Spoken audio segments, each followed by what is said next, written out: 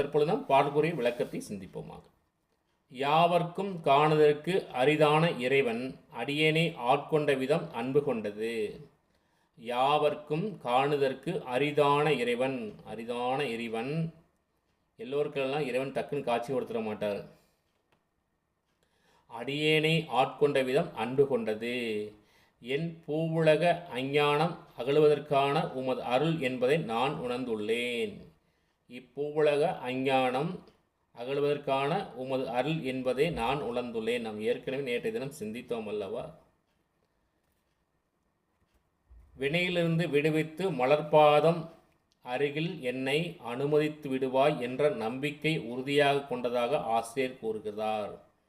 பாச ஞானம் கெட இறைவன் செய்து விடுவான் என்பதாம் மலர்ச்சாந்து என்பது கருணை மிகு சாந்து கலவையாகும். எப்படி ஒரு கருணை மிகுந்த சாந்து கலவை என்று நம்முடைய ஆசிரியர் கூறுகிறார் நமக்கு. அதாவது என்ன சொல்வார் பாருங்க, யாவர்க்கும் காணுவதற்கு அரிதான இறைவன் அடியேனை ஆட்கொண்ட விதம் அன்பு கொண்டது.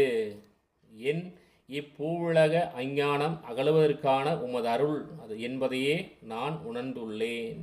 நேற்று நம்ம என்ன சிந்திச்சோம்னா, வினை நீங்க பெற்றவருக்கு வீடு பேறு கிட்டும் என்பதை நாம் நேற்று சிந்தித்தோம். வினை நீங்க பெற்றவருக்கு வீடு பேறு கிட்டும் என்பதை நாம் நேற்று சிந்தித்தோம். தொடர்ந்து நம்ம அதைத்தான் சொல்லிக் கொண்டிருக்கிற இறைவன். உண்மையான அன்பை நாம் இறைவனிடம் செலுத்தும் பொழுது வீடு பேரை அடைய முடியும்.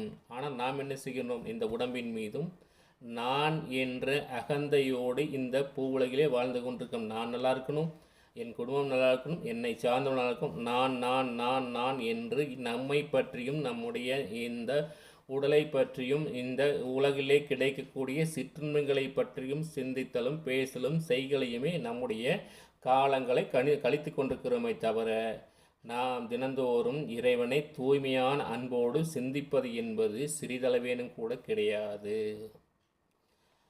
ஆனால் உண்மையான அன்பு கொண்டவர்களாய் இருந்தால் நாம் முக்தி, வீடு பேறு என்னும் முக்தியை அடைய முடியும்.